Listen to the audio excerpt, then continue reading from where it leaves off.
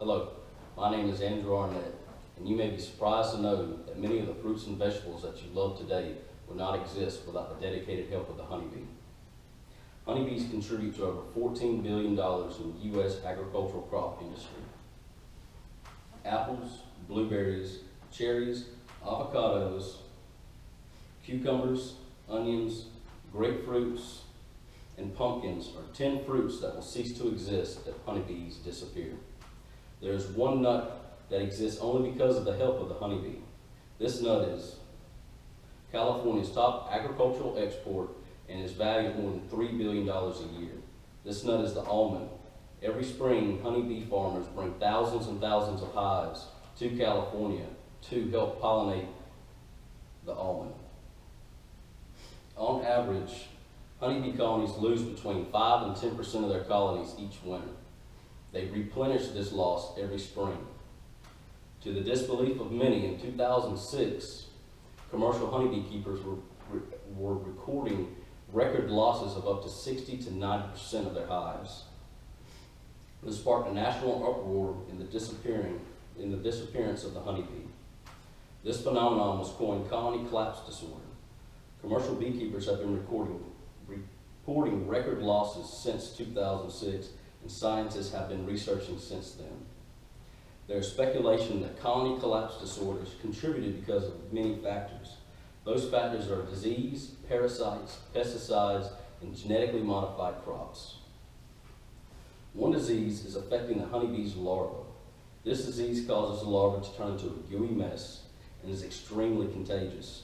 Once a beekeeper identifies that his hive has American foul brood disease, the hive must be burned and buried in the ground. There is a number of parasites that also affect the honeybee. One of these parasites affects the brood cells and lives on the adult honeybee. The varroa mite sucks the blood of the honeybee and its larva. This decreases the lifespan of the honeybee dramatically. Though diseases and parasites kill honeybees, scientists believe that pesticides and genetically modified crops are the main reason for colony collapse disorder.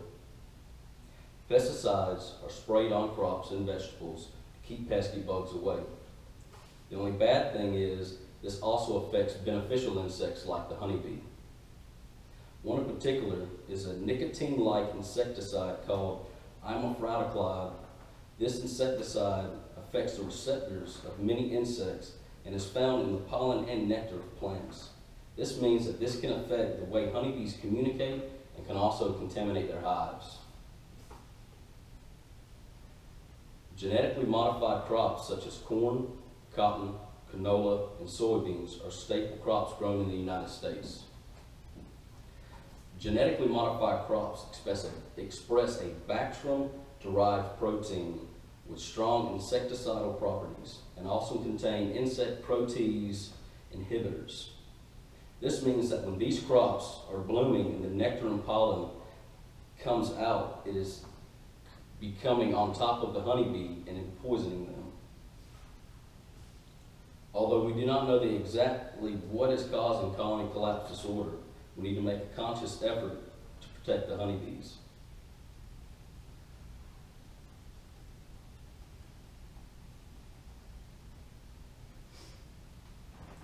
Though we still don't know exactly what's causing colony collapse disorder, scientists are still researching the issue.